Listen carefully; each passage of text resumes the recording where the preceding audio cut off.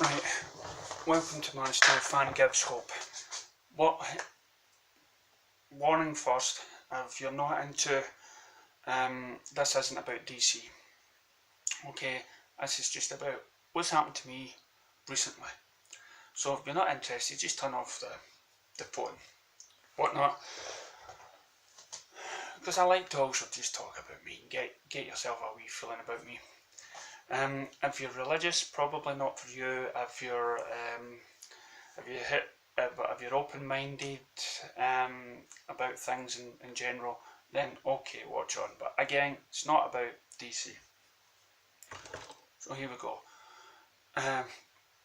Now, if you're watching this, or you may have heard in the other videos, or maybe you're watching for the first time. Anyway, my elbow's been sore for a while. You know, my shoulder blade back there, that's been sore.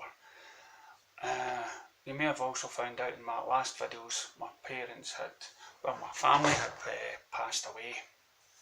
All of them, mothers, grandparents, the lot.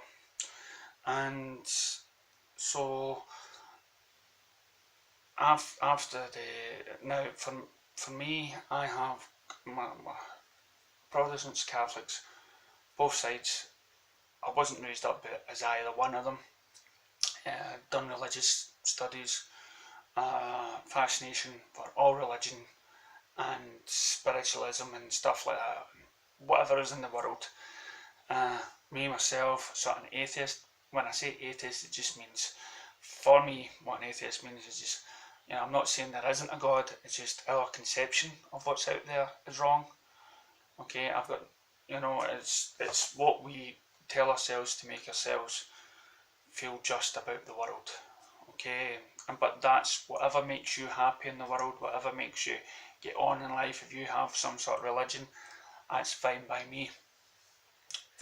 I'm open to everything. I'm not here to put anyone down, no matter what they are. So after Parents Diaries, it's lost. I got tattoos, right? So I went to big theatre hall, seen a sort of medium that was talking to hundreds of people, and the way he explains sort of death would be like you go into limbo. After limbo, you float about basically around the place, around your family and whatnot, until it's time to transcend upwards, which is quite nice, because when you pass away, and the way my parents did and my family did, it's nice to know that they can rest in peace. They can see their children grow up and maybe become better with it, and they're all basically having a party, and that's sort of nice. So, and I hear stories about, some other relatives looking at mirrors and they're not recognising themselves and realising that the person looking back is a sister they never knew they had, and it's then growing up in the spirit world, then finding out it's true. And I know there's magicians out there, there's head shrinks out there or whatnot, head tricks, whatever, and they're out and they sort of try to prove that mediums don't work, and that if you're a right sort of person in the know, you can portray yourself as one of these people. But I like to think not everyone goes out, learns how to read people and tell people things. I like to believe there's something out there, but I'm still at the same time skeptic. And I can tell you a couple of wee ghost stories. If you're interested in the wee ghost stories that I've witnessed, let us know in the comments below. So, partner goes out, I'm putting things away, I'm in the house, I don't even know why she's out. Comes back in, tells me that, that she went to see it, her and friends and whatnot went to see this tarot card reading woman. And the tarot card reading woman, she goes in, it's her shop basically, and she says, somebody turns up for her, and then she talks about the kids and talks about operations she mentions the operations and the girl and stuff like that, which is all true. What things happen to the kids and everything else. And it turned to me, your man has got a sore thing here, it's in knots, I'm feeling it, and stuff like that. But, whoa, so after this stuff, talking about the kids and the operations that they've had, and wow, and pointing to the right bit where they got the operations from, and that I'm in knots, that I wouldn't go and get a massage or take tablets. And my idea of a massage is, towel on the bottom and nice women giving me a nice back rub,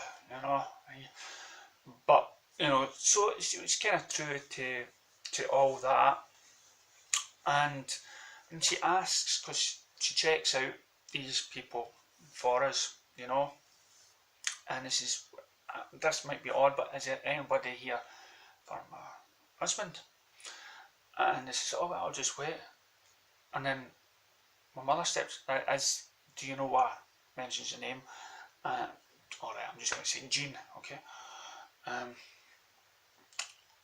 And she comes forward, and she says a couple of things in order for Natalie to know that it's actually Jean that's sitting there, because I've told her about my mother. So then she mentions other things about she didn't want to say too much because the women, she wasn't too trusting in the women, it was her first time doing this. Again, she mentions the kids and how they never met, and she, I can't remember everything she says. And she just mentions how daft and stupid my mother was to leave me at such a young age, and and she regrets that, and also the trailer tells her how much I was sort of I was balanced between my grandparents, because after my parents had left, I was looking after my grandparents, and how my grandparents had a big strong sort of hold on me as I was sort of growing up, which is sort of true. And so a couple more home truths, and then they mentioned Mary, and this is girls, right? See, women, girls remember everything, okay? So heads up for you guys, right? Whatever you tell a girl, they'll remember. So she acts, and they'll remember your birthdays, remember your great granny's birthday, they'll remember everything. And she says, there's a Mary here. I says, oh, that's my grand. Now, my grandfather, he was a character. I took him to places that old men shouldn't be going. And I'm talking about Paul, Paul dancing and stuff like that. Anyway, and he came forward, and I said, Jimmy. I said, that's... Now, by this time, I just walked out the room, and he came forward, and he wanted to speak. And then it's the strongest characters in my family. My mother was a strong character. She would be the one push things to the side, and so was my papa. Dad's quiet man and stuff like that. And in fact, it was just that. So it explains that basically I had a full room of spirits in there. But I mean, they did say quite a lot, and they mentioned the kind, and the fact that just the idea of my mum sort of speaking to my partner, who they never met, it was enough to bring a tear to my eye. And it's made me curious. It's made me interested in going forward and speaking to one of these people. But you've got to stay quiet. You don't want to give too much away. And some people may say, oh, it's blasphemy, or that's bad, that's against whatever's wish. Well, if it was against the so-called person's wish, then these people, I don't know, they wouldn't have existed, or they wouldn't have given so much. I don't know, but to me, they're not hurting, because most of these people that come forward, it's all positive stuff they give.